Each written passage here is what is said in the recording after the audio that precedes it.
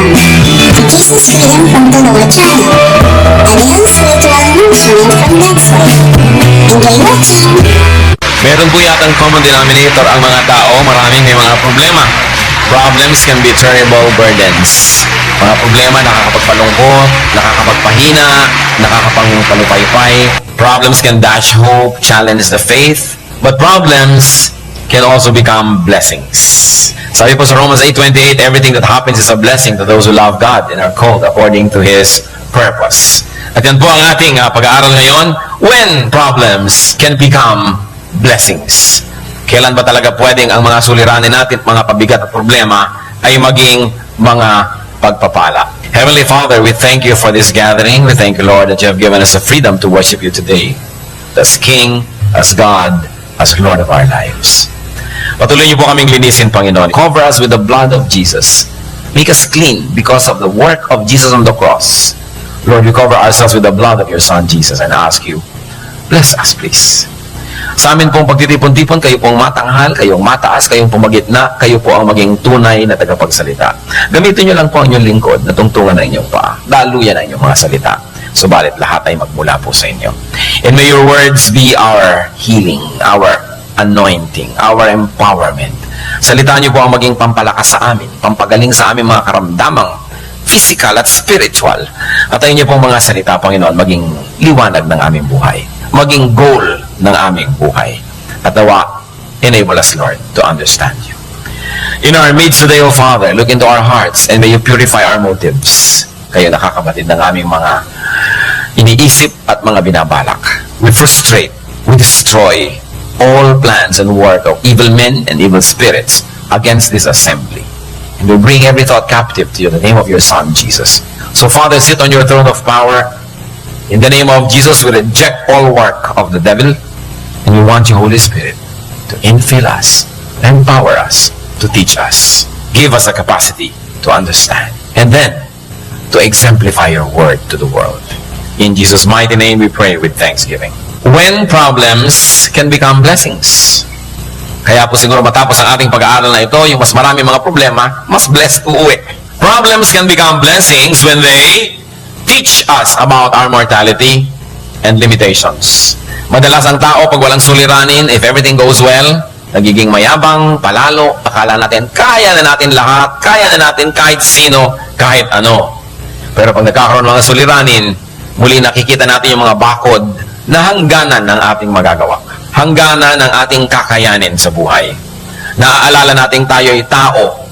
Tayo ay hindi Diyos. At hindi pwedeng maging Diyos-Diyosan. Psalm 22 verses 19 to 21. But you, O Lord, be not far off. O my strength, come quickly to help me. Deliver my life from the sword, my precious life from the power of the dogs. Rescue me from the mouth of the lions. Save me from the horn of the wild oxen. So ano po ang tawag nitong umaawit na ito ng psalm sa Panginoon? Oh, my strength. You are my strength. Pero maaaring malimutan ng tao pagka siya ay masyadong matiwasay, masyadong mariwasa, masyadong matagumpay, matahimik, mapayapat, masaya, malimutan niya kung sino ang Diyos. At siya ay malasing, at siya ay umasta na pala mo mga Diyos-Diyosan. Problemlessness can blind, can desensitize, can even intoxicate people. Kaya napakaganda po ng dasal sa Proverbs 30, verses 8 to 9. Give me neither poverty nor riches, but give me only my daily bread. Otherwise, I may have too much and disown you and say, who is the Lord? Or I may become poor and steal and so dishonor the name of my God. Napakalalim ng panalangin na ito.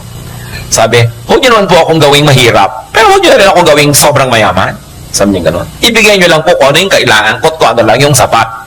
Sapagkat kung sobra-sobra naman ang magkarong mga ari-arian ko, baka makalimutan ko kayo at magmalaki ako. Kung sobra naman pong kulang, baka kailanganin ko pang magnakaw para lang kumain, mapahiya naman kayo dahil sa akin. So Diyos, sabi ganun, ibigay niyo lang po kung ano yung nararapat. Balance nga naman. So alam na alam po nito, nung lumikha ng mga linya na ito, na pag sobra kang mayaman at matagumpay, may tendency kang makalimot. Ganon din naman pag sobrang mahirap, may tendency kang makalimot. Kaya sinasabi po ni Solomon, avoid all extremes. Kapagkat mga extremes ay mga mapanganib na mga katayuan. So, problems can become blessings. Kung may problema po kayo, kapatid, at dahil dyan, naalala nyo na ang Diyos lang ang kalakasan at hindi tayo talaga. Naalala natin ang kanyang pangangailangan sa Panginoon. Naalala natin hindi tayo pwedeng magyabang. Yan ay blessing. Sapagkat nagkakaroon ng paalala ang mga nakakalimot. Problems can become blessings when they humble us before God. To humble ourselves, to declare dependence on God, to surrender our will to God is our most correct place.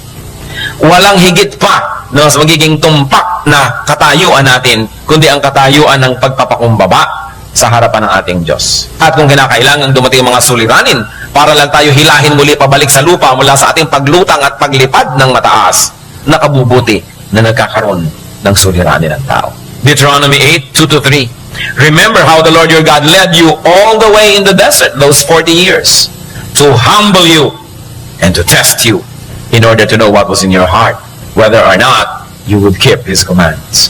He humbled you, causing you to hunger, and then feeding you with manna, which neither you nor your fathers had known, to teach you that man does not live on bread alone, but on every word that comes from the mouth of the Lord. Kinakausap po dito ang bayang Israel, sapagkat ang bayang Israel sobrang naging prosperous, matagumpay, dahil sa kanilang ninuno na si Joseph. Napakataas ang naging posisyon sa Egypt. Kaya sila'y kinupkop sa Ehipto at nailigtas sila sa mga taggutom. At humaba ang panahon, they continued to enjoy favored position in Egyptian society na ipamana sa kanila yung goodwill na yun ng kanilang ninunong si Joseph. Subalit, sila ay inapi ng susunod na dynasty. There was a dynasty that did not honor the commitment of the previous pharaohs to the people of Israel. So they were enslaved. And after a while, the Lord delivered them. And the Lord showed them how mighty He was. Sobrang naging tagumpay ng mga Israelites. Tumatawid sila sa mga dagat na nahahati. Sila ay nagtatagumpay sa kanilang mga digmaan. Kaya maaaring sila rin nakalimot. At maaaring sila ay naging mayabang. Kaya sabi ng Panginoon, minarapat ko na paikot-ikutin kayo ng 40 taon sa disyerto. Alam niyo po yung Exodus, pwedeng lakarin ng 1 linggo lang. Yung mula doon sa Egypt, pupunta kay Israel, mahaba na nga 1 linggo, nalakarin yun eh. Pero inabot sila ng 40 years. Bakit? Pinaikot-ikot-ikot sila ng Diyos.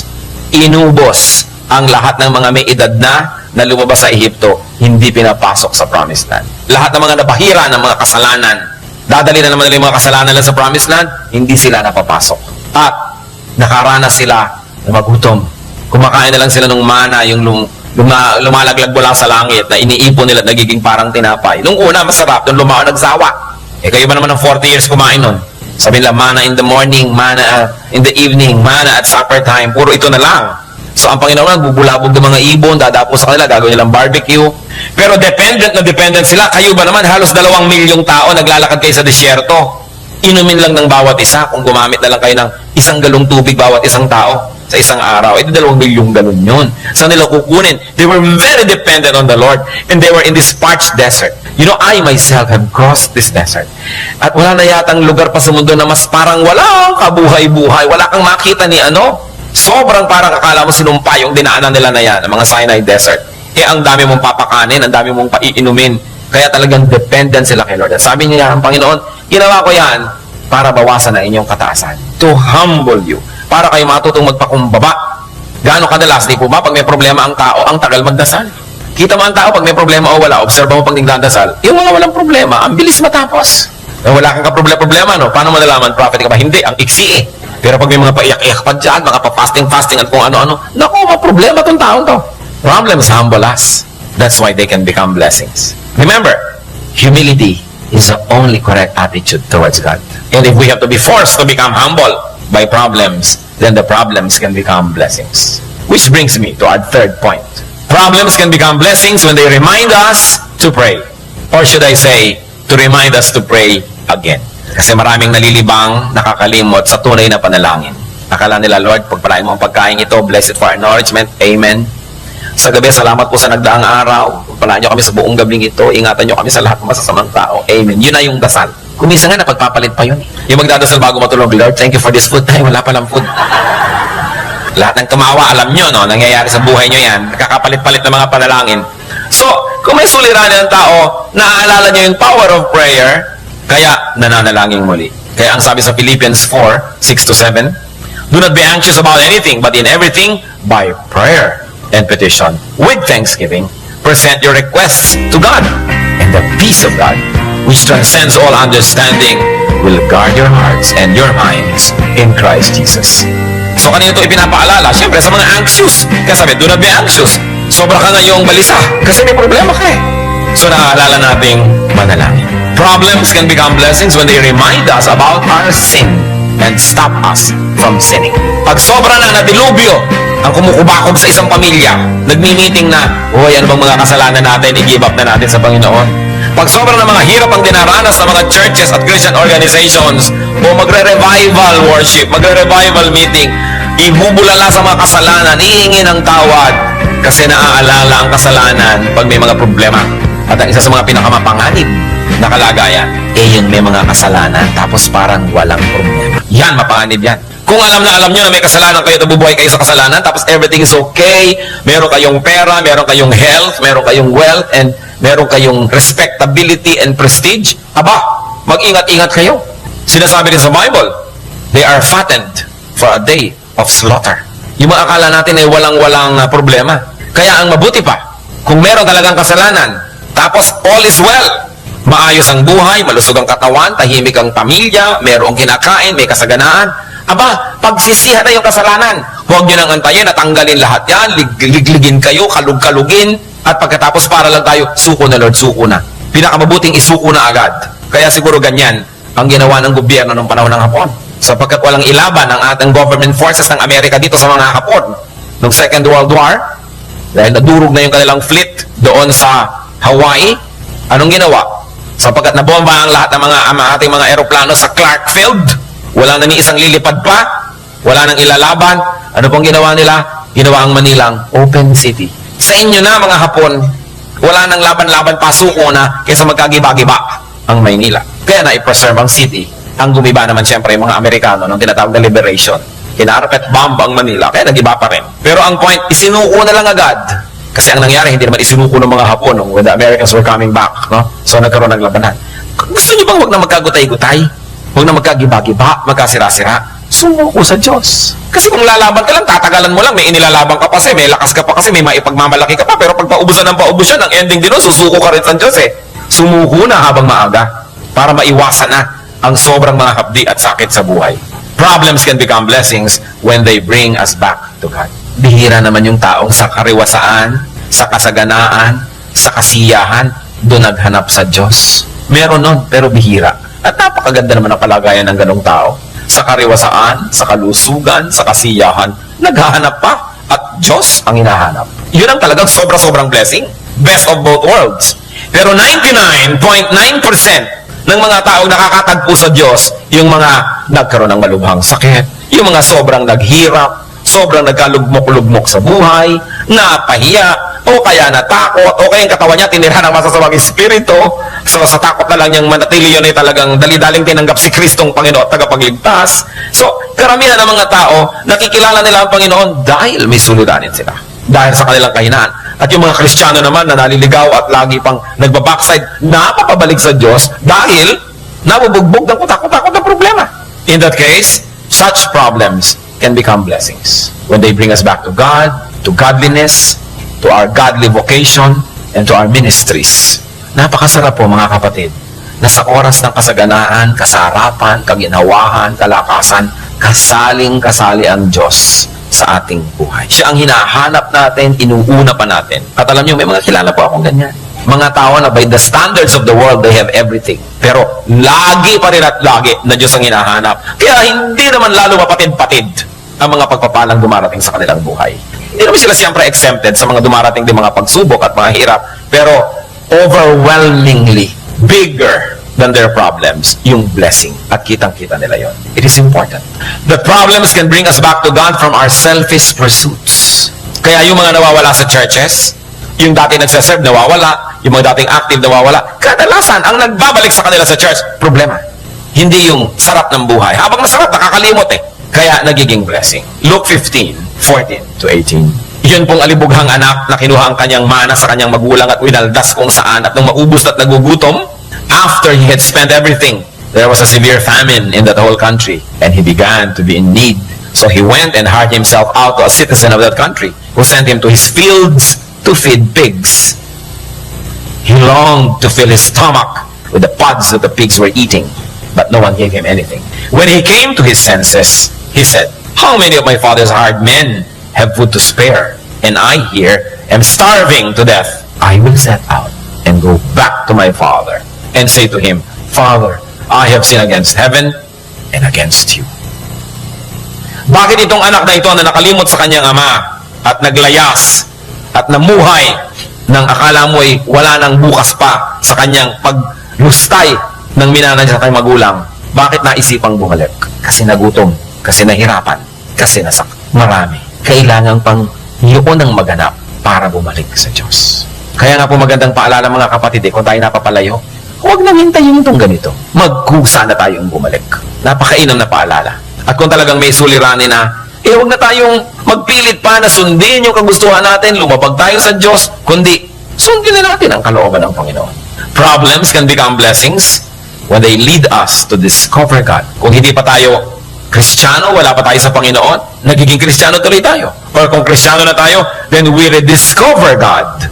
Or we discover blessings and dealings of God that we have not discovered before. Problems can lead us to discover who God really is. And more than that, who God can really be. So 2 Corinthians 7, 9-10. Yet now I am happy, not because you were made sorry, but because your sorrow led you to repentance. For you became sorrowful as God intended, and so were not harmed in any way by us. Godly sorrow brings repentance that leads to salvation and leaves no regret. But worldly sorrow brings death. So godly sorrow is important. Nalulungkot ka dahil nakakalabag ka sa kagustuhan ng Diyos. Nalulungkot ka dahil nalalayo ka sa Diyos. That is godly sorrow. Sabi niyo, good. It's good to be sorrowful because that will lead to repentance. Kung lagi ka lang happy, lagi kang lasing, lagi kang tawa ng tawa, baka walang lugar ang Panginoon. So, problems can become blessings when they make us sorrowful to the point that we look up only to God for deliverance. Dahil ang tatawag sa Diyos ay hindi niya kailanman tatanggihan. Kaya mahalagang matutong tumawag sa Diyos. Problems can become blessings when they reveal to us hidden or undiscovered God-given grace. Kung minsan sa mga problema, doon natin nakikilala ang Panginoon at lumalabas yung mga lakas na ibinigay pala sa atin niya. Hindi natin alam meron pala tayong ganong kalakasan. Hindi natin alam na meron pala tayong ganong tibay na lumabas lang at nalaman natin nung sumuong na tayo sa mga suliranin. Then we discover that even before we got into these troubled spots, God has already prepared us. And you discover that God has made provisions for us along the way, long before we stumbled into such needs. Kaya sabi sa 2 Corinthians 12:9, but He said to me, my grace is sufficient for you, for my power is made perfect in weakness. Therefore, I will boast all the more gladly about my weaknesses, so that Christ's power may rest on me. Yung mga kahinaan natin, nadidiscover natin, why did we survive? Why do we go through this and that? Dahil lang sa Panginoon. So siya talaga ang nagpupuno ng ating mga kulang. Therefore, nadidiscover natin ang grasya ng Diyos. Na kung hindi pa tayo nagipit, hindi natin malalaman, may ganun pala. Problems can remind us to claim God's promises.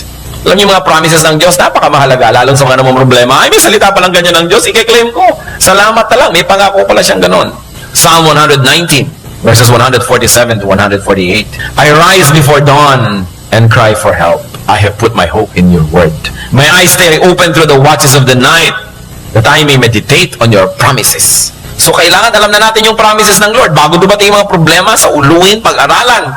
Para pag dumarating, nakiklaim natin agad at tayo na i-strengthen. Ang mga taong nanghihina ay dahil lang nadadaya. Sapagkat ang mga anak ng Diyos ay hindi dapat manghina kung di natin malilimutan kung sino ang Diyos. At hindi tayo madi-disconnect sa Kanya. But the moment you forget who God is, you become weak. The moment you get disconnected, no matter at varying degrees of disconnection, you become weak. So pag may tao nagsasabing, alam nyo, napaka-weak ko, isa pang problema, hindi ko na kaya, wag muna, ayoko makinig, ayoko, hindi ko na kaya, you have become weak. You've got to look into yourselves. There must be some disconnection because God is power. So ayaw mong umilaw, siguro hindi nakasaksak dun sa plug. Kailangan isaksak. Bakit nakasaksak na ayaw mo umilaw? Pundido. Kaya kailangan ayus-ayusin ang buhay para umiilaw pag isinasaksak sa kuryente. Ang Lord yung source ng power na yon. Hindi bagay sa mga anak ng Diyos na maging mahina sapagkat ang Diyos ay malakas. So, itong Diyos ko, siya ang aking tagapagligtas, tapos ang itsura mo. Bakit ka ganyan? Lupay-pay. Ganyan ba itsura ng Diyos? Hindi. Ba't ganyan ka? Surely, there is something that went wrong along the way. At ano yon? More often than not, it is sin. May kasalanan. Kaya nanghihina. So, problems can become blessings when they show us what's really important in life. Kung minsan kasi pag nagkakaproblema, doon lang lumilinaw kung anong mahalaga. Parang ganito. May sunog. 3 kilo lang ang pwede niyong madala. Ano ang dadalhin nyo? Doon lang magiging malinaw kung alin talaga sa mga ari-arian nyo ang tunay na mahalaga. Siguro naman, hindi nyo nadadalhin yung hindi nyo dadalhin isang kabang bigas. Siguro hindi nyo nadadalhin yung bangko. Hindi nyo nadadalhin yung mga inipon yung pagkarami-rami siguro mga lumang tsinelas. Hindi nyo maitapon-tapon. Kadalasan pag may sunog, ano lang bitbit ng mga tao, yung mga photo album nila. Yung ikinasal sila mag-asawa, batang-bata pa sila. Dala-dala nila yung mga frame na yon. Kung ano yung mahalaga sa'yo, yun lang ang dala mo. Kasi luminaw sa'yo, nung konti na lang ang pwede, kung alin talaga ang mahalaga. Ngayon, pag may problema ang tao, everything else fades sa sidelines eh. Ano ba talaga yung mahalaga? Kung minsan kita mo yung mga sobrang mga posturyosa, pagka nagkaroon ng sobrang mga sakit, hinaharap ka na rin niya kahit wala siyang kilay. Kasi nalimutan na niya yung tungkol sa kilay-kilay, kami nararamdaman siya eh. So hindi na yung mahalaga. Konti na lang yung mahalaga, ano ba talaga? Pero meron naman talaga, naghihingalo na, ayaw ko pakita, make-up muna, make-up. Meron! No? May dadalawin ka, ayaw pa po kayo papasukin, sandali lang po at may make-up. O sige, kahit matagal. So ano ba talagang mahalaga sa'yo? Importante. Pag may problema, lumalabas ko anong mahalaga. Pag nawawala na halos ang lahat at wala nang matitira, Psalm 119, 67 to 68. Before I was afflicted, I went astray. But now, I obey your word. You are good, and what you do is good. Teach me your decrees. Sabi niya, bago ako nagka-problema, ligaw na ligaw ako. Pero ngayon nagka-problema na ako. Alam ko na kung ano importante.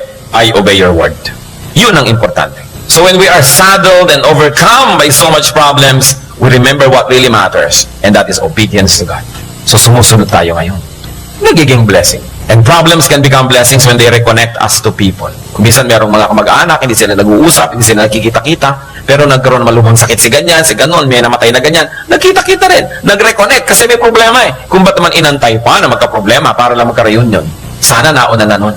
May mga magulang, isinumpa-sumpa si anak, no? Dahil nagpakasal kaya ganito. Hindi makapanik-panik si anak sa bahay nila. And I'm telling you a true story. Dalagitan na yung anak nung mga nagpakasal eh, hindi pa rin nakakaakyat sa bahay nila. Pero nung naghihingalo si magulang, ipinatawag din. Nagantay pa magka-problema para lang sila mag-reunion. Eh kung nag-aagaga ba naman, di mas marami sana ang kasiyahan. Pero at least, nagka-reunion pa rin kasi nagka-problema. Kaya ano pong sabi nitong tao na lumaya sa kanyang ama nung happy days, nung sobrang naghirap, Luke 15, 18 to 20, I will set out and go back to my father and say to him, Father, I have sinned against heaven and against you. I am no longer worthy to be called your son. Make me like one of your hired men. So he got up and went to his father. Kung hindi naubos ang pera, kung hindi naghirap, di maaalala na may kasalanan. Nakabuti kung gayon na siya ay naghirap. Nakabuti kung gayon sapagkat yung hirap niya panandalian lamang. Nung siya ay matauhan at bumalik siya sa kanyang sarili, anong nangyari? Napaayos uli ang kanyang buhay. Sapagkat nung bumalik naman siya sa kanyang amay, siya tinanggap, sinuotan ng balabal, ng singsing, ng sandalyas, at ipinagpista pa dahil siya umuwi. Kailangan pa bang mangyari ito sa atin? When faced with a problem, do not just seek the easy way out. Turn your problems into blessings. How do you do that? By reviewing your relationship with God, with others, and with yourself. By reviewing your uprightness and spirituality. By reviewing your values, your priorities, and philosophy. Then, matutupad yung sinasabi sa Romans 8:28. Everything that happens is a blessing to those who love God and are called according to His purpose. Or whatever version you have, it's the same idea. Ang anumang nangyayari ay nagiging pagpapala sa mga umiibig sa Diyos. And we discover God. Sometimes we rediscover God. His will, His teaching, His love, and power. Then you will surely be blessed. At yung solusyon dun sa original na problema, nagiging na lamang na extra benefit. Sapagkat ang tunay na naging benefit na numbalik sa Diyos. Malutas man o hindi, yung original problema, yung blessing dumating na. Sapagkat ang mahalaga, laging bumalik ang init ng ating pakikipag-ibigan sa Diyos. Kayo po ba may mga suliranin? Kung may suliranin tayo, hindi dapat magmokmok. Sapagkat bawat suliranin ay may katapat na solusyon. Dahil bawat tanong ay may katapat na sagot. Sabi nga ng matatanda, bawat man pusali ay may katapat na pisngi ng langit. So, kung may problema ka, may solusyon yan. Kaya yan ng Diyos na isolve. Ang tanong ay, dapat bang isolve? Natutunan na ba natin ang dapat matutunan sa suliranin na yan? Sapagkat kung natutunan na natin, hindi naman mahirap sa Diyos na yan ay bigyan na ng kalutasan. Marami mga problema, haba ng haba, tagal ng tagal, kasi hindi natin dinidinig o nagbibingi-bingihan tayo sa itinuturo ng problema yun. Problema na financial, problema na health or physical, emotional, spiritual, whatever. Maraming problema ang tao. Pero marami doon, siya din ang lumilikha. Para mga problema ng ating bayan, tayo na lang yata ang lumilikha ng mga yon ngayon. Wala na ang mga Hapon, ang mga Kastila, ang mga Amerikano. Tayo na ang narito. Bakit ang gulo-gulo ng bayan? Sapagkat tayo na ang lumilikha ng sarili nating gulo. Nawa ang mga kaguluhan, ang mga suliranin, ay magbunsod sa atin na mag-isip-isip, maghunos dili, magbalik loob sa Diyos, magbulay-bulay at suriin kung ano ang ating mga pananagutan at walang tayong manisi ng iba. Hindi maaaring ikay nasa gitna ng isang malaking suliranin na ni kapraso ay wala kang dapat na panagutan, liba na lang ikaw si Job. Pero bihirang-bihira naman yung tulad ni Job na upright. So madalas, hindi naman talaga trial ang nangyayari sa ating buhay, kundi chastisement. At kung napapalo tayo ng Diyos, pag natutunan natin ang leksyon, tigil na ang paluan. Inaalu-alo ka na ngayon, kinocomfort-comfort ka na. Dahil ang gusto naman ng Diyos na mamalo man siya, para lang tayo ituwid. Hindi para tayo parusahan habang panahon. Ano po ang inyong mga suliranin? Aming Diyos, kami po ay gustong manahimik sa inyong presensya.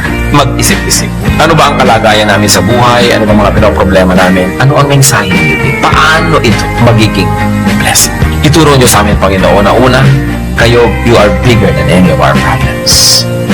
Ituro mo rin, Lord, na kayo po ang solusyon sa mga suliranin ito. At kayo hindi maramot, hindi mabagal, at hindi bingi. Alam niyo nangyayari sa amin. Subalit, Panginoon, kung niloloob yung di pa namin makamtan, yung mga hinahangad naming mga sagot sa aming mga suliranin, ituro niyo sa amin kung bakit. Turuan niyo kaming manalangin, magpakumbaba, lumapit sa inyo, tumalikod sa kasalanan, maghintayin ng inyong sagot, karoon ng patience. Ano man sa mga ito, lahat sila ay blessings, O Lord.